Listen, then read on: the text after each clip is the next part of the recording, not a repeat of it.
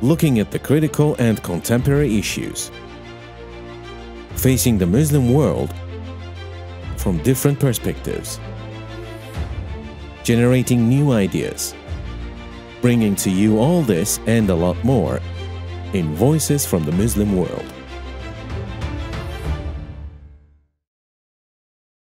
But for many years I was a committed Christian. I became an evangelical Christian in my early 20s in my local Baptist church in London. Secularism is not just segregating religious life into the private sphere.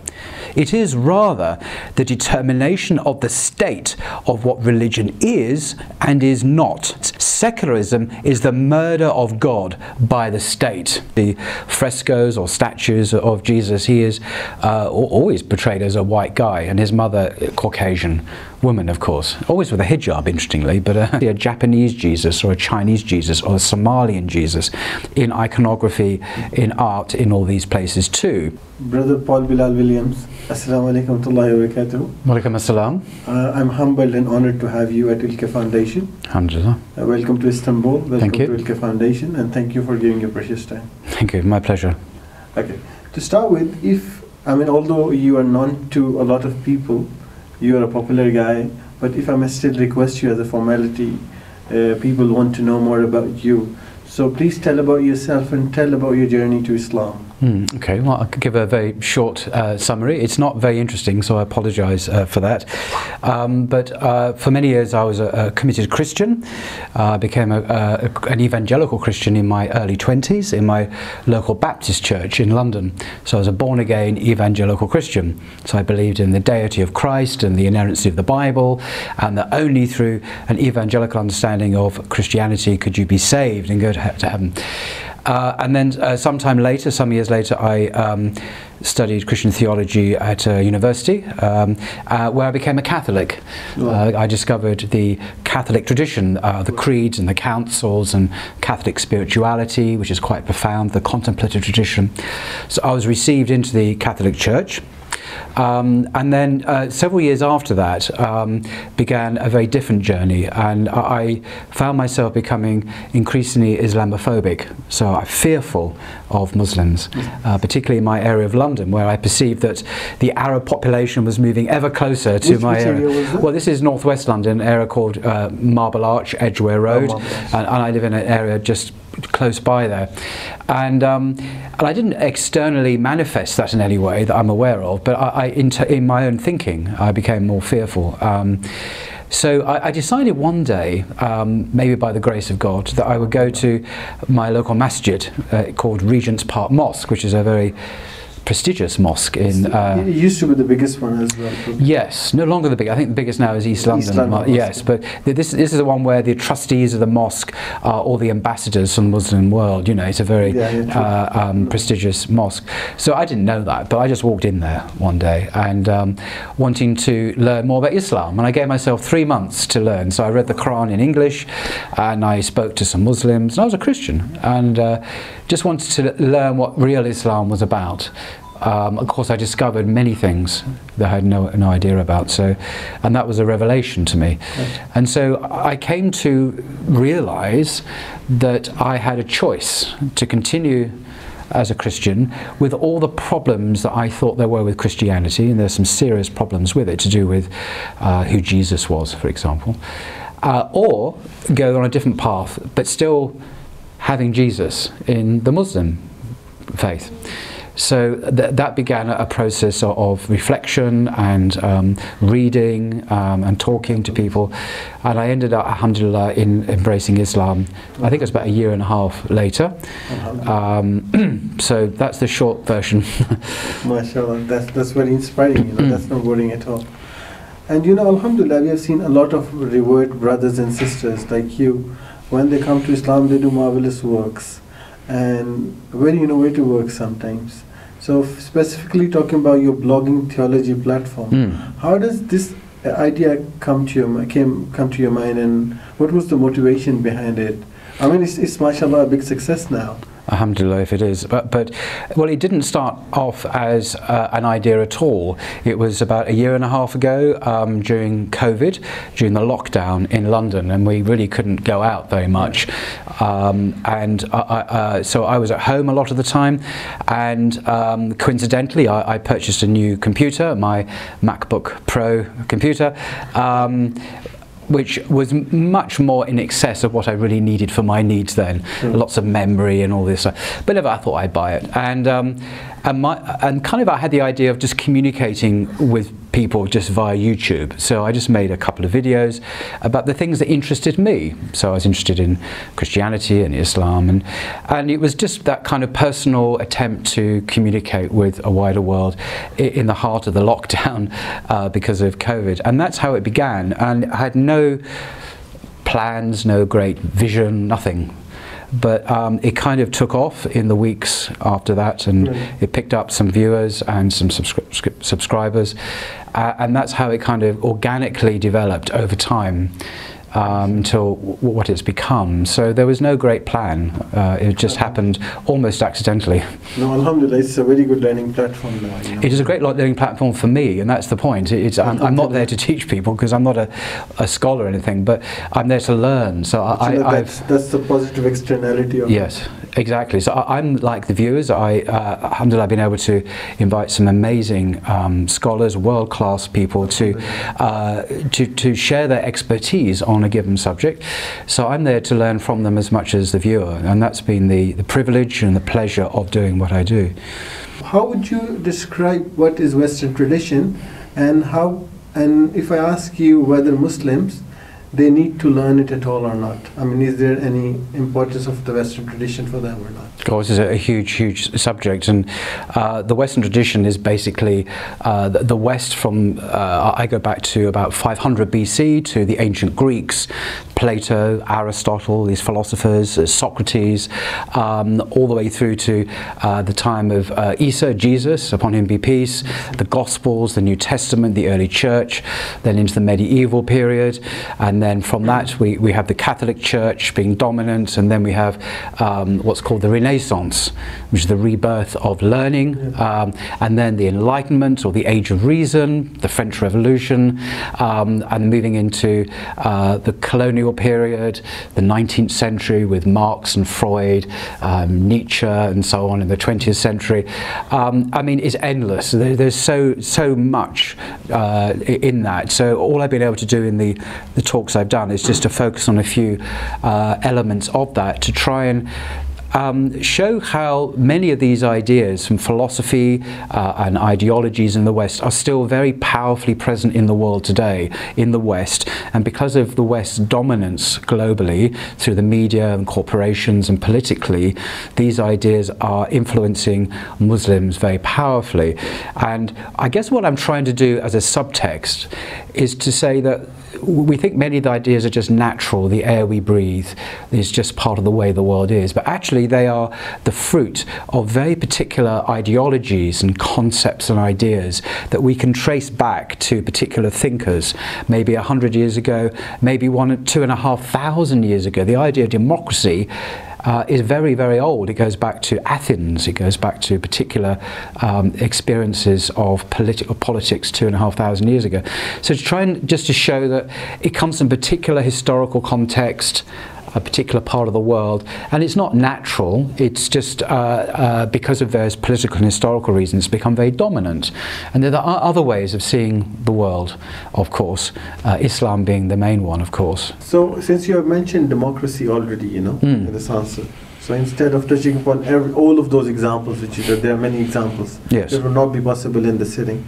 So if we talk specifically about democracy and the Western understanding of democracy, do you think that apparently it has failed in the Islamic world, or the Islamic principles are incompatible to the democratic norms that are being propagated by the Western ideology? I think I wanted just to deconstruct that a bit. Democracy has meant different things at different times in the West. So if we go back to the ancient Greeks, where this idea of democracy was born, I mean, the word democracy, demos and krasi, is rulership, so rulership by the people. But then, at that time, it was mainly male, older male who owned property, who were part of the elite, who were able to vote and participate in democracy. So if you were a woman, or a slave, or a non-Athenian, you had no rights at all. You couldn't do that. So there wasn't like universal franchise where everyone had the right to vote. That was not the case. So that was a very, perhaps we would think that was a very limited form of democracy. Today, of course, it's a bit different. It's seen as a universal right, and it wasn't a universal right then. But for me, the key difference is to do with sovereignty. So in I think all democratic concepts of rulership, the idea is that the people, human beings, are sovereign.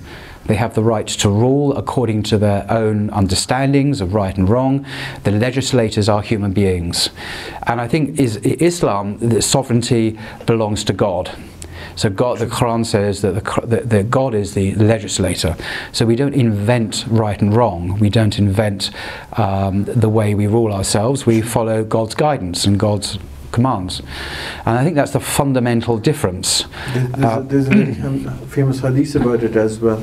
لا طاعة لمخلوق في معصية الخالق, that there is no obedience of the creation in the disobedience of God. Yes. Now, I'm far from being an expert on anything, especially when it comes to the Muslim world, so I can't answer your question, but I've heard, and I could be wrong, you can correct me, that when people in the Middle East often say they believe in democracy, what they often mean is quite something different. They believe in good government, human rights, they believe in basic freedoms, they believe in justice. And everyone's saying there. Yeah, and that's not necessarily the same thing as secular democracy. Sure. So there's a problem here with language, that we're not necessarily speaking about the same thing when we use these words. I will keep picking on words from your answers. So since you have talked about secularism or secular concepts, this is another challenge, I would say, or this is another fancy dimension of some of the Muslim societies who are trying to move from traditionalism to modernism. Yes. So what, in your view, is secularism or being secular? Well, I knew you were going to ask this, so I prepared a quote from one of my favourite writers, a man called Professor Halak. He's a professor at Columbia University in the United States. He's actually a Christian Palestinian writer. And he has given a very brilliant, I think, definition of what secularism is. And I just want to share it with you. And I often quote this because I think it's so marvellous. He says in one of his books, "Let us remember what secularism is. Secularism is not just segregating religious life into the private sphere. It is rather the determination of the state of what religion is and is not, where and how it can be exercised. In terms of political theology," he writes, "secularism is the murder of God by the state." It's an extraordinary statement. In terms of political theology, secularism is the murder of God by the state.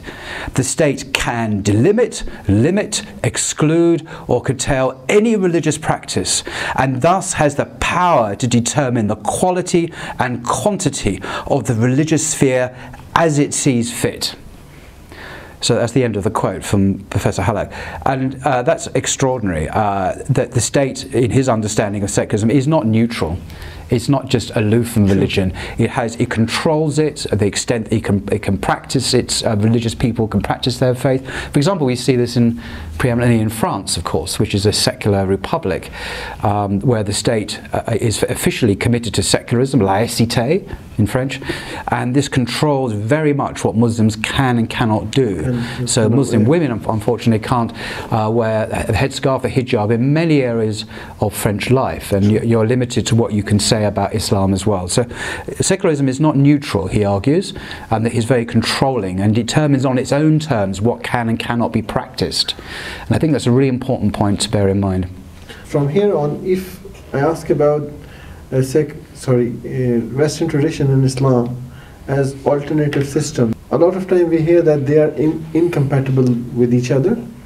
So do you think, there is any incompatibility between them, or is it difficult for the both systems to coexist in this world?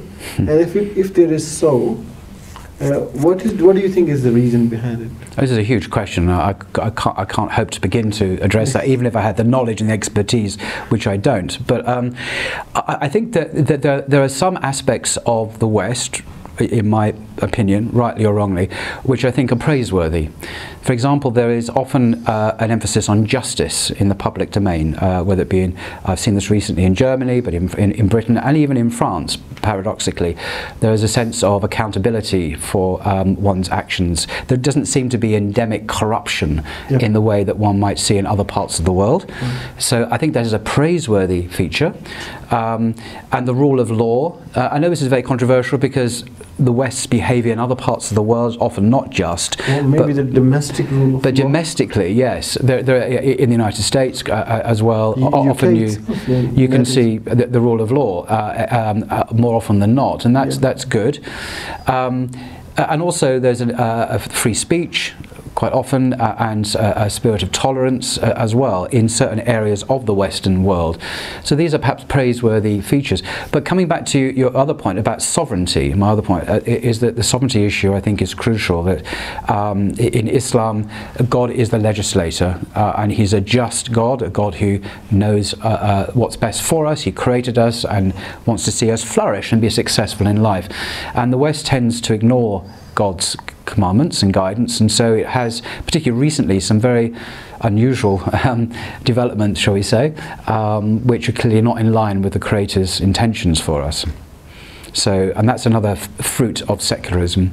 So it's complicated. Right, thank you. We frequently hear or see and visualize in the Western tradition, its literature and cinema, that Jesus is portrayed as some white guy.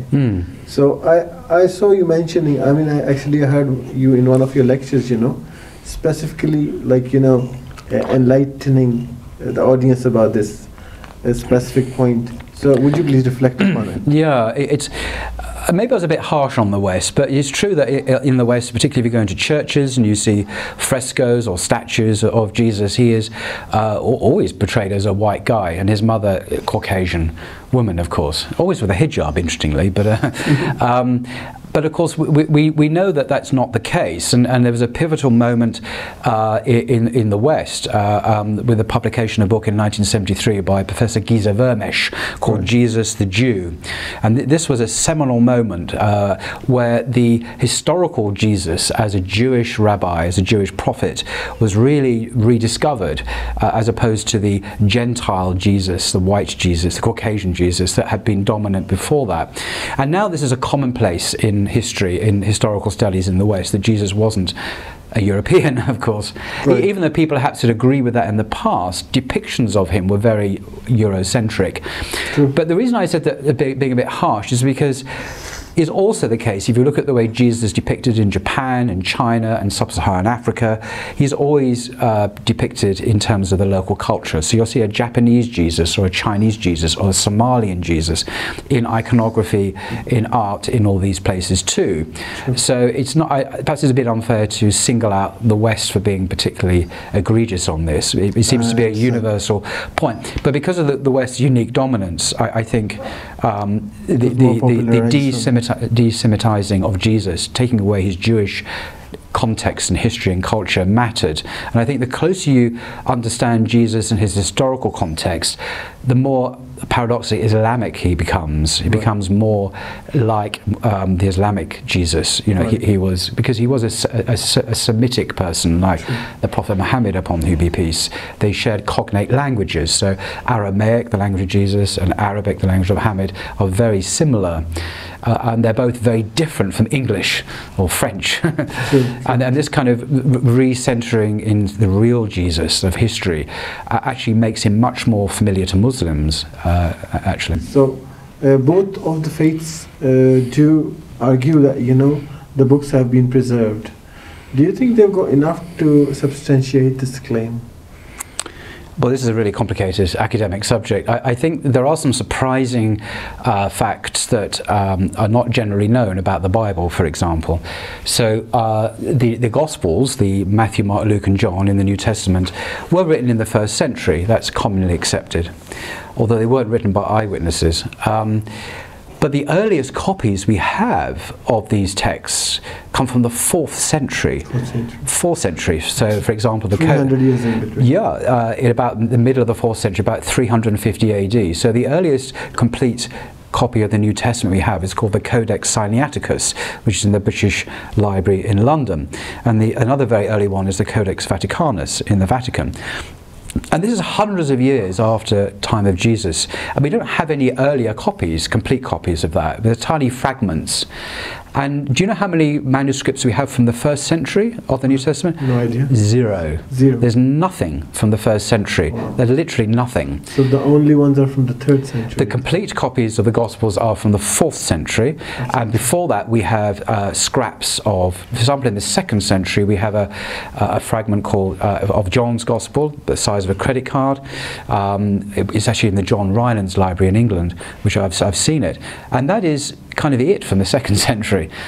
Now you compare that with the Quran, and I'm just checking. I did an interview on Blogging Theology with a very distinguished Quranic scholar. It's called "What Western Scholarship is Saying About the Quran" with Dr. Haitham Sidki. Dr. Sidki is an eminent expert on the Quran, the manuscripts from the United States, from Chicago, and he says that now in the West we have 100% of the Quran from the 1st century after the Hijrah. We have actually in manuscript form, and it's the same Quran we have today in our possession. Not that Muslims have relied only on the written text, they've always had the oral tradition, the recitation, the Quran, which is multiply attested through hundreds of thousands, millions of people down through the ages. So there's no doubt about its preservation. But in terms of the manuscripts, we have now complete set of manuscripts, and there are many more that have yet to be classified and catalogued according to Dr. Sidki. So there's an abundance of evidence from the very 1st century, whereas interestingly from the 1st century of the Christian era there's precisely nothing.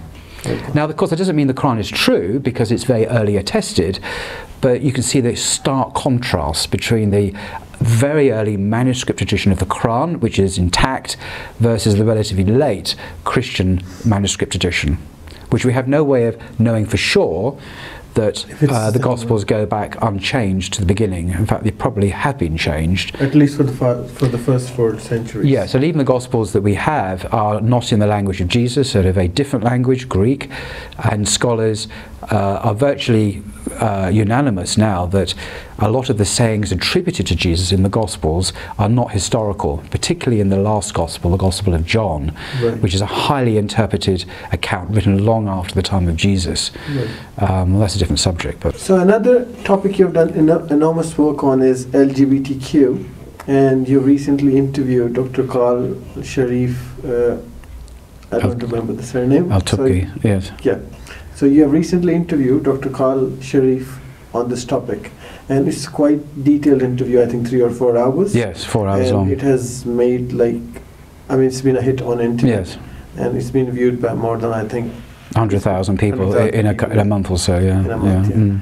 So, obviously we don't have that much time here, but since you asked him a lot of questions about that, and it is a challenge that is being posed to many Muslim societies, in fact all of them, including Turkey. I would ask your reflections from an Islamic perspective on that. Well, it needs to be stressed very, very right at the beginning. I'm not a scholar. It's just my personal opinions and feelings, of course. It's a huge subject, and Dr. Tubki's video that he did on Blogging Theology, it must be seen. It's an outstanding presentation with lots and lots of slides. He talks about the origins, the historical origins of this movement, what it's teaching and the Islamic response to it, and what the Sharia actually says and what it doesn't say.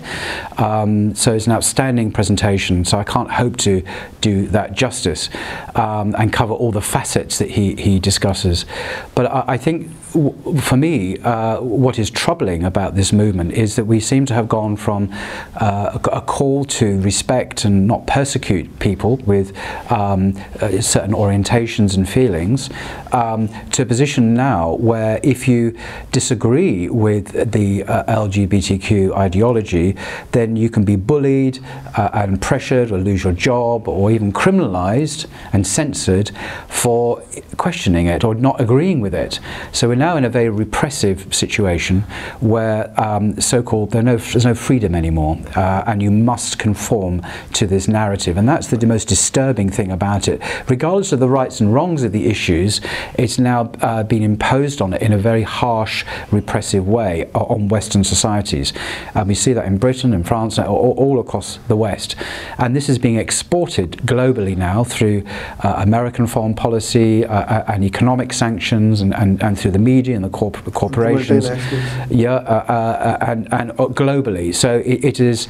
You can see it as a kind of neo-colonialism, where the West, of course, as always, thinks it's right, and the rest of the world must, of course, agree with the West, because the West is always right, and if they don't, then you'll suffer the consequences. So this is the kind of geopolitical reality, and it's just the latest installment, from my point of view, of a kind of neo-colonial agenda, because there were other views before which were also exported, whether it be secularism, whether it was enforced on Algeria or other parts of the Muslim world, at the point of a gun. This is just the latest clothing that is more of the same, unfortunately. But there are serious issues in this whole movement which need to be dealt with, and I think for Muslims it's important to grasp just a few principles. Again, I'm not speaking as a scholar, please check out Dr. Karl Suki's lecture. That is, the Sharia, the Islamic law, is concerned with behavior, is concerned with actions. So certain behaviors are seen as haram, always seen as haram. But the orientation, the feelings that someone has, so if someone has same-sex attraction, for example, as it's known, that is not in itself wrong. It's not a subject of the Sharia. Only if it's acted upon in certain contexts does it become a crime. If it's acted upon in all contexts, it may be a sin, of course, but when it's in the public domain, then it can be a crime. But the feelings itself, the feelings themselves, are not wrong or right. They're just feelings. So there is a call there, I think, to respect people who just have feelings and not persecute them or demonize them. But on the other hand, Islam has a very clear moral code when it comes to what is acceptable and not. So in terms of sexual activity, it's confined to a man and a woman in a marriage, of course, and all activity outside of that is haram, just in every case, and it's that's been challenged by the West. So this is an opportunity for Muslims to do dawah and to understand better the issues, and also just to submit to God rather than to the West. Sure. I could say much more. I'm conscious that we could go on for hours, but yeah. No.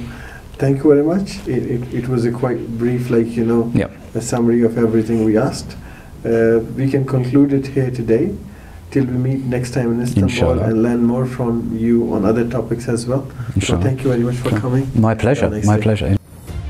Looking at the critical and contemporary issues facing the Muslim world from different perspectives, generating new ideas, bringing to you all this and a lot more in Voices from the Muslim World.